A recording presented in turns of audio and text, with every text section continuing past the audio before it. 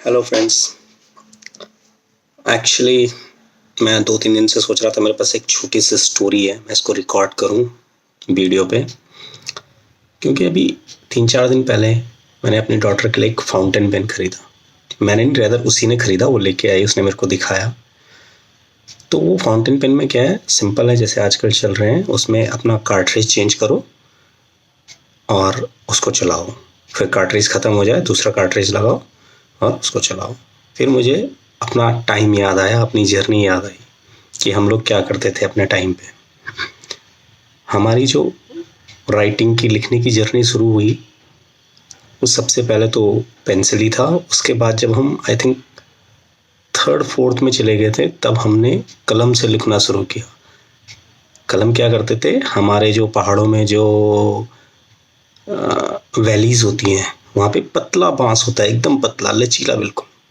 तो जब वो थोड़ा सा बड़ा हो जाता था, हल्का सा स्ट्रांग हो जाता था, तो उसको हम काटते थे, उसको आगे से छिलते थे चाकू से, और एक आगे एक नोक सी बन जाती थी। वो तो हमारा पेन हो गया था। इंक के लिए हम लोग क्या करते थे, एक ब्लू कलर की इंक की बट्टियाँ आती थी, गोलियाँ, जैसे मेडिसिन की गोलियाँ आती हैं बड़ी बड़ी क्रोसिन टाइप की, वैसी आती थी ब्लू कलर की इंक की गोलियाँ। उनको कूटते थे, फिर उसमें पानी मिलाते थे, तो वो इंक बन जाती थी। उसमें फिर अपना कलम डुबाया और लिखना चालू किया।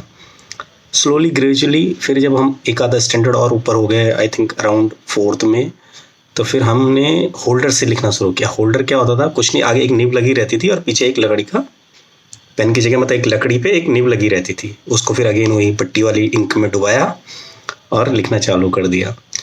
फिर 5th के अराउंड और 6th के अराउंड हमारे पास आया फाउंटेन पेन। फिर वो फाउंटेन पेन में क्या होता था, उसको आगे से इस तरह से खोलो पूरा, उसमें इंक भरो, फिर उसको बंद करो और फिर लिखो। तो क्योंकि वो बट्टी वाली जो इंक होती थी, वो कई बार थिकनेस या उसके कुछ पार्टिकल रह जाते थे, जब उसको कोटते थे तो कई बार जाम भी हो जाता था और बहुत ख़राब लिखता था, क्योंकि बट्टी वाली इंक की क्वालिटी बहुत ही ख़राब थी। उससे कहीं पे जैसे एक जैसा नहीं दिखाई देता था, कहीं पे जहाँ पे ज़्यादा इंक होगी वहाँ पे थोड़ा डार्क हो जाएगा, फिर वो लाइट हो जाएगा, इस तरह से। तो हैंड राइटिंग अच्छी तो बिल्कुल नहीं दिखती थी उस इंक से। फिर होता क्या था, जब हम फाउंटेन पेन में इंक भरते थे ना और उसको बंद करते थे, तो वो सारा लीक करता था यहाँ से और आगे निब से, तो पूरे हाथ उसमें गंदे हो जाते थे। और कई बार बैग में लीक करता था तो बैग भी गंदा हो जाता था। तो फिर उसका उसका क्या सॉल्यूशन था कि उसको, उसमें इंक भरो ही मत, उसको वही कलम के जैसे यूज़ करो, अपना डुबाओ इंक में, लिखो, फिर डुबाओ, फिर लिखो। फिर अराउंड शायद 6 में ही वो इंक की बोतल आनी शुरू हो गई थी, तो वो थोड़ा सा स्लाइटली बेटर क्वालिटी थी वो बट्टी वाली इंक से, कि जिसको कूटो और उसमें पानी मिलाओ।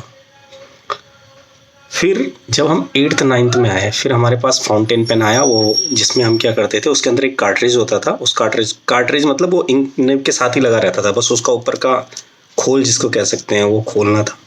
फिर उसमें एक दबाने वाला बटन आता था और उसको इंक में डुबो के रखना था, और वो जो बटन हमने दबाया है, जो उसको छोड़ना था इस तरह से। जैसे ही उसको छोड़ देते तो सारी इंक उसमें भर जाती थी। वहाँ से लाइफ थोड़ी सी बेटर हो गई थी। तब तक 9 तक चेलपाक की इंक भी हमने खरीदनी शुरू कर दी थी, आती तो शायद पहले से ही होगी। तो फिर हमारी लिखाई थोड़ा सा सुंदर दिखनी शुरू हो गई थी। तो ऐसे ही जब आजकल अपनी डॉटर के लिए चीज़ें लेता हूँ ना, तो देखता हूँ कि इतना इवैल्यूएशन, मतलब इवैल्यूएट हो चुकी है चीज़ें, कहाँ हमारे टाइम पे क्या था और आज क्या था। बड़ा मज़ा आता है उन चीज़ों को खरीदने में। पता है, हमने शुरू में जब 1st और 2nd स्टैंडर्ड में थे, हमारे टाइम पे LKG UKG तो होता नहीं था, तो हमने स्लेट पे लिखते थे, जो भी लिखो उसको मिटाओ। तो स्लेट पे लिखने के लिए खड़िया चौक चाहिए होती थी। तो आजकल तो चौक दुकान से मिल जाती है, इवन कलर मिल जाती है। तो हम तो हिल्स में रहते थे, वहाँ पे कोई मार्केट नहीं था पहाड़ों में, तो खड़िया लाने के लिए हम माइंस से खड़िया निकालते थे, खदानों से।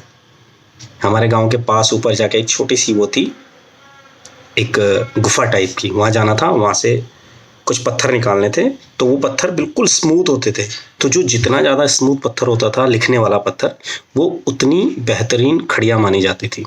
और अगर उसमें किरकिरापन है, वो थोड़ा सा नुकीला है, तो वो अच्छी खड़िया नहीं मानी जाती थी।